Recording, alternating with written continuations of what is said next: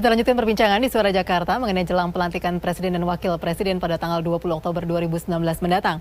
Baik, saya ke Pak Tovan nih. Pak Tovan, dari sisi Komnas HAM ya, tadi Pak Tovan mengatakan sebelum debat Pilpres sudah mengatakan ada rapor merah begitu ya, yang artinya ada harapan nggak nih Pak di periode kedua ini? Menurut Pak Tovan tadi kan sudah menyampaikan 3 hal ya sebetulnya, pelanggaran HAM berat, kemudian juga agraria dan juga masalah intoleransi ya. Ya, waktu itu sebetulnya tahun lalu ya, kita sampaikan itu. Terutama itu sebetulnya lebih kepada soal penyelesaian pelanggaran HAM berat masa lalu.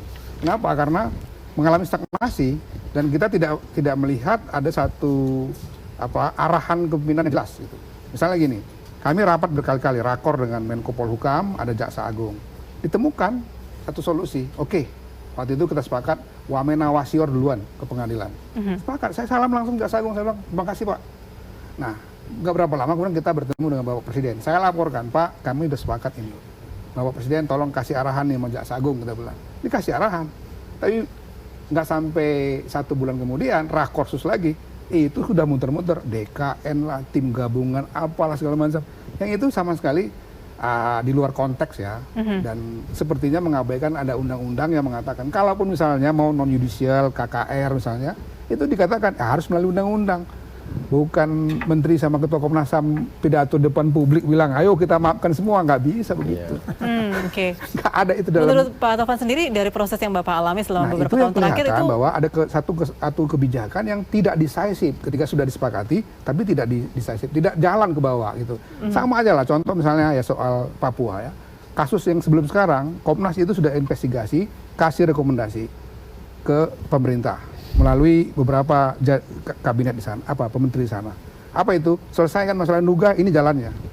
Berbulan-bulan kita menunggu, logistik nggak masuk, yang ada apa?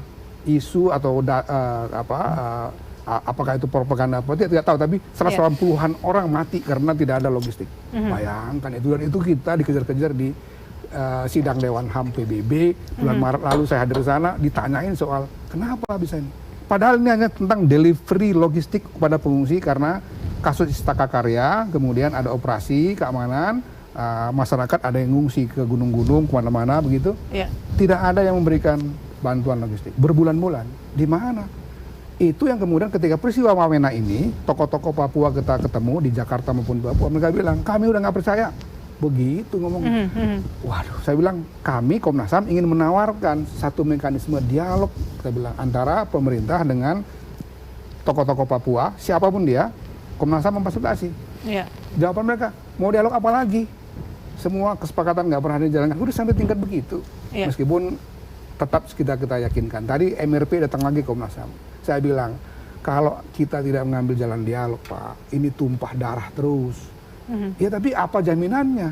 Itu kan satu refleksi ya dari satu kelompok masyarakat yang sudah merasa dirugikan, berhadapan terus dengan masalah keamanan, pelanggaran HAM, ketidakadilan dan macam-macam. Itu mereka nggak melihat ada satu harapan, satu keyakinan gitu. Kita terus saja coba meyakinkan mereka. Jadi hanya wacana-wacana saja begitu tampaknya ya? Iya, perbincangannya hanya perbincangan di atas ini misalnya meja saja. Otsus ada pasal mengenai KKR. Kapan nih KKR? Tapi saya bilang, udahlah, kita sekarang jalan terus. Pak Rektor Uncen didorong oleh Pak Gubernur mempersiapkan dengan timnya. Mereka mungkin minggu depan akan ke Komnas HAM membahas itu, Komnas kasih advis. Tapi sebenarnya mereka bertanya-tanya, ini nanti kalau jadi draftnya akan segera dikeluarkan perpres enggak nih? KKR. Kalau keluar perpres, apakah poin-poin dari KKR itu akan dijalankan? Padahal ini kan lebih moderat dibandingkan pengadilan HAM misalnya kan, yang dituntut sejak awal itu. Solusi yang paling mungkin yang lebih moderat saja. Enggak kan nanti tentu ya perlawanan akan semakin tinggi. Saya kemarin ke Wamena, menurut saya itu situasi sudah sangat mengerikan. Kalau tidak ada langkah-langkah yang strategis untuk mencegah kekerasan, wah itu luar biasa. Nah kita kan nggak bisa terus-terusan mengandalkan aparat kepolisian. Mereka juga manusia yang harus berhadapan dengan orang yang saling bunuh, bahkan membunuh dia. Lihat berapa banyak aparat keamanan kita, polisi maupun tentara yang yang dibunuh di sana. Mereka juga manusia dan punya keluarga jauh dari daerah itu. Rata-rata kan mereka bukan orang setempat ya. Walaupun sekarang Pangdam, Kapolda itu orang setempat. Tapi yang lain-lainnya kan tidak. Nah, Kalau nggak ada penyelesaian yang lain, ya maka ini kemudian aparat keamanan berhadapan dengan rakyat yang melawan itu. Maka kalau nggak di sini yang mati, ya di sini yang mati. Baru muncul lagi kelompok ini. Iya. Ada yang namanya kelompok-kelompok apa, Laskar ya. Kenapa? Ya karena mereka nggak tahan juga kalau dibunuh, kemudian mereka toko-tokonya itu dibakar, rumah-rumahnya dibakar dengan cara yang sangat sadis. Saya nggak tahan lihat video itu gitu. Ketika ini dah kejadiannya. Ya tentu mereka akan melawan. Iya. Nah kalau nggak ada langkah-langkah yang konkret, bagaimana mencegah itu? Dan tentu saja akar masalahnya ketidakadilan, pelanggaran HAM, ya kan? Orang Papua merasa bahwa memang betul ada pertumbuhan ekonomi, mereka akui. Kita keliling juga di mana-mana kelihatan ada pembangunan fisik. Tapi yang menikmati siapa? Mereka bilang, Pak ini sekarang politik demokrasi jalan terus. Tapi makin kurang Pak, anggota legislatif yang orang asli kami katanya. Iya. Itu kan ekspresi dari satu kecemburuan, dan kemudian saya kira itu harus ada jawaban. Affirmative actionnya apa? Nggak ada juga sampai sekarang. Ya. Itu langkah-langkah yang orang Papua, tadi tokoh-tokoh itu sudah sampai tingkat begitu. Tidak percaya lagi begitu teman. Iya, bahkan ada yang datang ke ruangan saya, di ruangan saya itu kebetulan ada tempat untuk foto itu. Ada burung Garuda, jadi kalau mau foto di situ boleh, ada Komnas HAM Republik Indonesia, terus ada burung Garuda. Ada yang nggak mau lagi di foto situ. Nggak Pak, sini aja fotonya. Saya bilang, wah ini ngeri, ini. Walaupun ya tentu tokoh-tokoh yang bijak di sana itu juga banyak dan masih mau ya. Oke lah, untuk yakinkan. Yakinkan. Bahkan MRP tadi bilang, Pak coba bantu kami untuk bertemu dengan Kapolri supaya kami bisa bicara langsung dengan Kapolri. Wah saya bilang ini kemajuan nih. Selama ini kan saling curiga, saya bilang, antara aparat keamanan dengan masyarakat Majelis Rakyat Papua. Sekarang mereka mau duduk. Bagus nih saya bilang. Baik, saya ke Prof. Indria dulu ya Pak Taufan. Pak Taufan tadi dari sisi penegakan hukum, dari sisi Komnas HAM, dibandingkan dengan ekonomi mungkin yang bisa langsung jalan, bisa langsung dibangun begitu ya. Tampaknya berbeda gitu ketika penegakan hukum dan juga Komnas HAM yang tidak langsung dilakukan tadi ya tindakan-tindakan actionnya.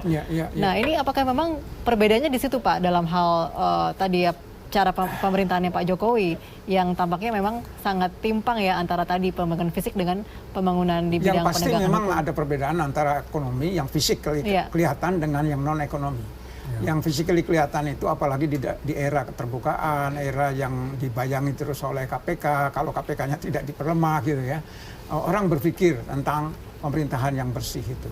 Sehingga kita bisa melihat pembangunan itu dari Sabang sampai ke Merauke itu terjadi. Bahkan di Papua, pinggiran-pinggiran perbatasan itu baru era Jokowi itu diperhatikan. Pembangunan dari pinggiran, pembangunan Indonesia Timur gitu ya. Saya merasakan ini sesuatu yang bisa dianggap sebagai achievement. Tapi kemudian untuk melihat ada kelemahan-kelemahan juga relatif lebih mudah dibandingkan pembangunan yang non fisik, sosial, politik. Ini abstrak semua dan hasilnya juga tidak bisa dinikmati dalam waktu yang pendek. Saya sering katakan begini, demokrasi itu tidak sama dengan orang makan cabai. Diketus langsung pedes gitu kan. Demokrasi itu lama, takes time dan mahal. Nah, mahal sudah dilakukan. Berapa sih biaya pilkada, pemilu dan segala macam gitu ya. Tapi pemerintah menyediakan itu.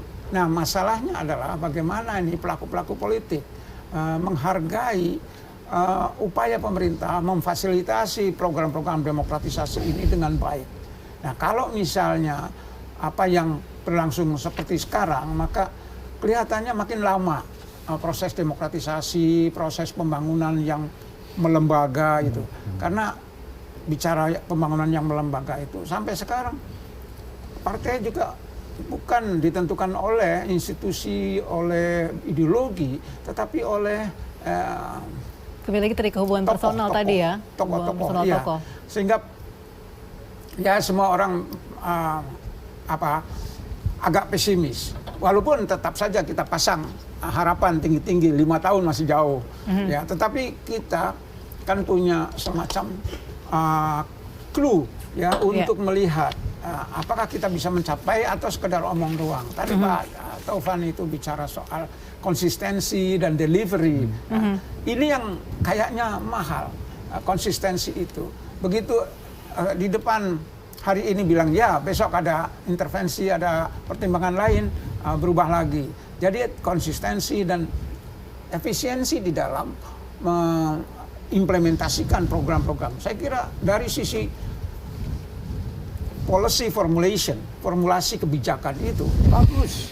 Ya, nggak ada yang, ya dari sisi teori saya melihatnya nggak ada yang sebagus pemerintahan sekarang. Misalnya ada istilah menghadirkan pemerintah di mana saja, negara kemana saja. Itu sesuatu yang bagus. Tetapi seberapa jauh kehadiran itu dirasakan oleh rakyat, bukan oleh elitnya gitu. Itu yang membuat appeal saya pribadi paling tidak pada pemerintahan Jokowi yang akan berjalan 5 tahun ke depan, yang katanya tidak ada hambatan lagi karena tidak akan mencalon, sehingga mikirnya fokus kerja. Oke, baik, kita masih ada bagian berikutnya untuk berbincang. Kami akan kembali pemirsa sesaat lagi.